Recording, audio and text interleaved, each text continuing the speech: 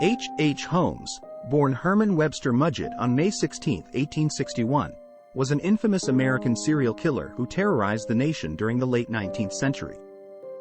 His chilling crimes and the subsequent revelation of his murder castle have made him one of the most notorious figures in criminal history. Holmes grew up in Gilmanton, New Hampshire, leading a seemingly ordinary childhood. However, his true nature would eventually emerge as he embarked on a path of deceit, manipulation, and murder. After pursuing a career in medicine and attending the University of Michigan's Department of Medicine and Surgery, Holmes displayed a macabre fascination with cadavers and human anatomy. His criminal activities began with insurance fraud, identity theft, and swindling. Holmes frequently changed his name and employed various aliases to evade detection. However, his darkest deeds were yet to come.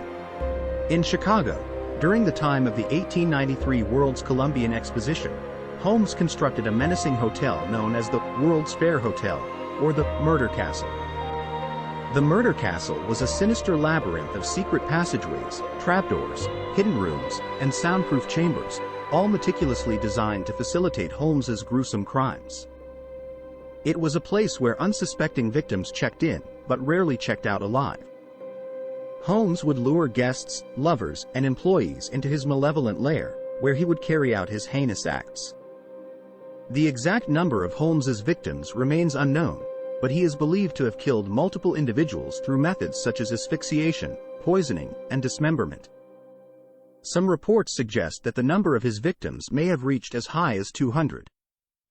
His cold-bloodedness and cunning allowed him to evade capture for a considerable period.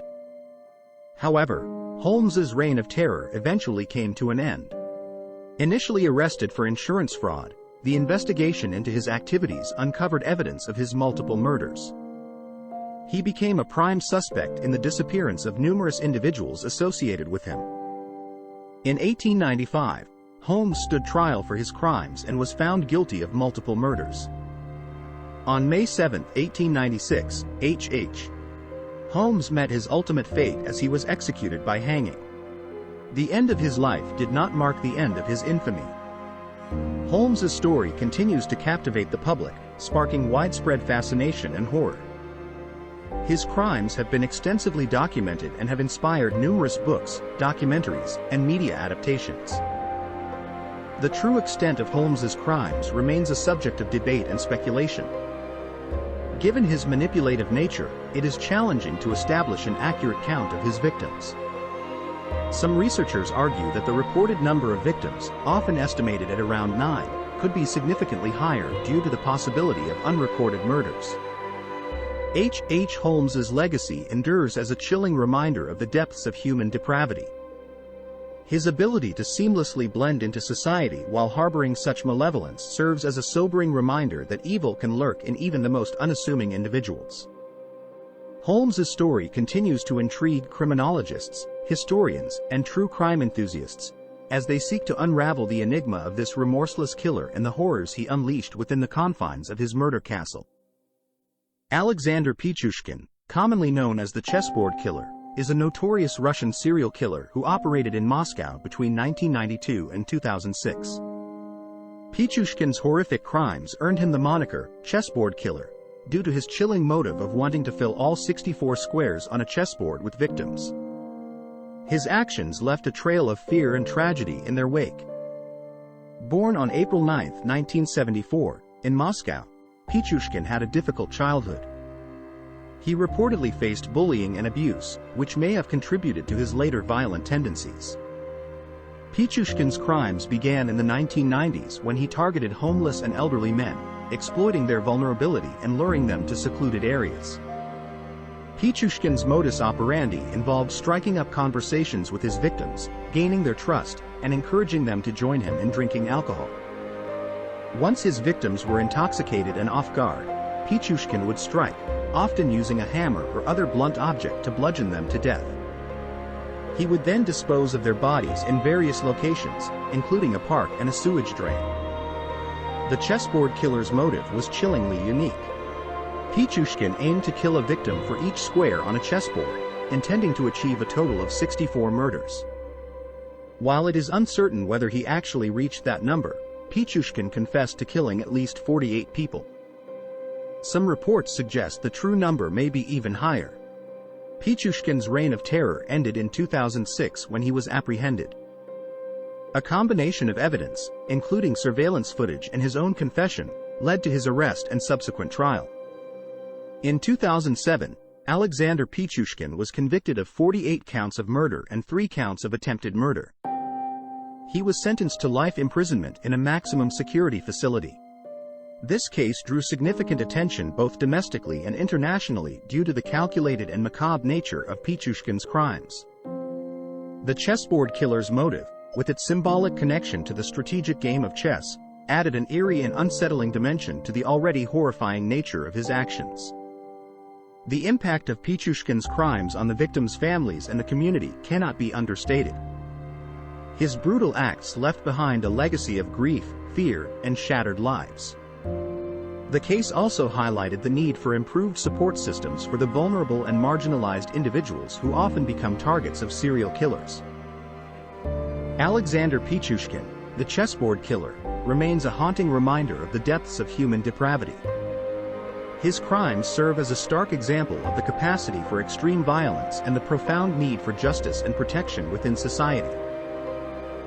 Xinhai, known as the Monster Killer, was a Chinese serial killer who terrorized several provinces in China between 2000 and 2003. His reign of terror left a trail of unimaginable violence and tragedy in its wake, earning him the chilling moniker, Monster Killer. Born on July 29, 1968, in the Henan province of China, Xinhai had a troubled upbringing. He experienced poverty and abuse during his early years, which may have contributed to his later actions. His criminal activities began in 1999 when he committed his first murder, but it wasn't until the following year that his spree escalated to shocking proportions. Yang targeted primarily rural areas, where he would break into people's homes late at night. Once inside, he would mercilessly attack his victims, often using crude weapons such as hammers, axes, and shovels. His brutal methods and the sheer number of his victims sent shockwaves throughout the country. The Monster Killer's motives remain somewhat elusive, with Yang himself offering conflicting explanations during his interrogation. Some reports suggest that he sought revenge against society due to perceived mistreatment and rejection he had experienced. Others believe that he simply derived pleasure from inflicting pain and terror on his victims. Over the course of his killing spree, Xinhai claimed the lives of at least 67 people, including men, women, and children. He also committed numerous acts of rape and robbery. His crimes struck fear into the hearts of ordinary citizens, who lived in constant dread of his next violent attack. Yang's reign of terror came to an end in November 2003 when he was captured by authorities during a routine police inspection. His arrest brought relief to the communities he had terrorized, and the subsequent investigation shed light on the magnitude of his atrocities.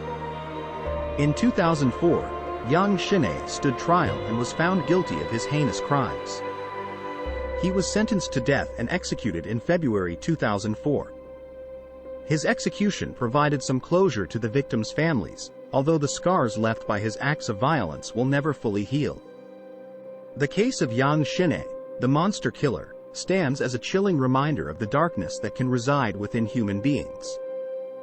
His brutal crimes left a lasting impact on the affected communities and highlighted the importance of effective law enforcement and the need for early detection and intervention in cases of potential violence. The legacy of Xinhai serves as a stark reminder of the importance of nurturing a just and caring society, where individuals who may be struggling with mental health or social issues can find support and assistance. By understanding the factors that contribute to such extreme acts of violence, society can work towards preventing future tragedies and fostering a safer environment for all. Dennis Rader, known as the BTK Killer, bind, torture, kill, is an American serial killer who terrorized Wichita, Kansas, from the 1970s to the early 2000s. Rader's chilling crimes and the prolonged mystery surrounding his identity earned him notoriety as one of the most infamous serial killers in American history. Dennis Lynn Rader was born on March 9, 1945, in Pittsburgh, Kansas. He initially led an unremarkable life, working as a compliance officer and serving in the United States Air Force. However, behind the facade of a seemingly ordinary existence, Rader harbored dark and sadistic desires. Between 1974 and 1991, Rader embarked on a campaign of terror, targeting and murdering 10 people in Wichita. His victims included men, women, and even children. Rader derived pleasure from the power and control he exerted over his victims, which he accomplished by binding, torturing, and eventually killing them. Throughout his killing spree, Rader toyed with law enforcement and the media, sending taunting letters and cryptic messages to the police and local newspapers. He reveled in the attention his crimes garnered and the fear he instilled in the community. The moniker, BTK, originated from Rader's own self-imposed nickname, which stood for his modus operandi: bind, torture, kill. Despite his attempts at evading capture, Rader's arrogance eventually led to his downfall. In 2004, after years of dormancy, he resumed sending letters to the police. These communications contained detailed information about his crimes, including photographs and a disc that ultimately led investigators to him. In February 2005, Dennis Rader was arrested and subsequently confessed to the BTK killings. His capture brought relief to the traumatized community and closure to the families of his victims. Rader's trial began in 2005, during which he pled guilty to 10 counts of first-degree murder. In a chilling display of his lack of remorse, Rader coldly described the gruesome details of his crimes. In August 2005, Dennis Rader was sentenced to 10 consecutive life sentences without the possibility of parole. His crimes and the impact they had on the community continue to haunt Wichita to this day. The case of the BTK Killer showcased the terrifying reality that a seemingly ordinary person could be hiding unimaginable darkness within. Rader's ability to blend seamlessly into society, coupled with his meticulous planning and manipulation, served as a stark reminder that evil can lurk undetected among us. The legacy of Dennis Rader, the BTK Killer, serves as a chilling cautionary tale and a testament to the perseverance of law enforcement in bringing justice to the victims and their families. It also underscores the importance of community vigilance and awareness, reminding society to remain diligent in identifying and reporting suspicious behavior. The impact of Rader's crimes continues to reverberate, leaving scars on the Wichita community and raising questions about the nature of evil and the capacity for darkness that resides within some individuals. The BTK Killer case serves as a stark reminder of the need for constant vigilance and an unwavering commitment to ensuring the safety and well-being of our communities. John Wayne Gacy, often referred to as the Killer Clown, was an American serial killer who terrorized the Chicago area during the 1970s. Behind his affable clown persona, Gacy hid a sinister double life as one of the most notorious and disturbing serial killers in American history. Born on March 17, 1942, in Chicago, Gacy grew up in a seemingly ordinary middle-class family. He was known as an outgoing and successful businessman, active in his community and even entertaining children as a clown named Pogo.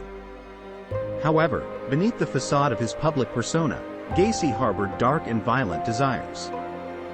Between 1972 and 1978, Gacy carried out a reign of terror, sexually assaulting and murdering at least 33 young men and boys. Most of his victims were lured to his home under the guise of employment or promised financial incentives. Once in his grasp, Gacy would overpower and restrain them before subjecting them to sadistic torture, sexual assault, and ultimately, murder. Gacy's preferred method of killing varied, including suffocation, strangulation, and even the use of a makeshift tourniquet known as a garrote. He callously disposed of his victims' bodies in the crawl space beneath his house, later dumping them in nearby rivers when space ran out. The true extent of Gacy's crimes only came to light in December 1978 when a surveillance team investigating the disappearance of one of his victims discovered evidence linking Gacy to the murders. Subsequent searches of his property uncovered the horrifying truth. The sheer scale and depravity of his crimes shocked the nation.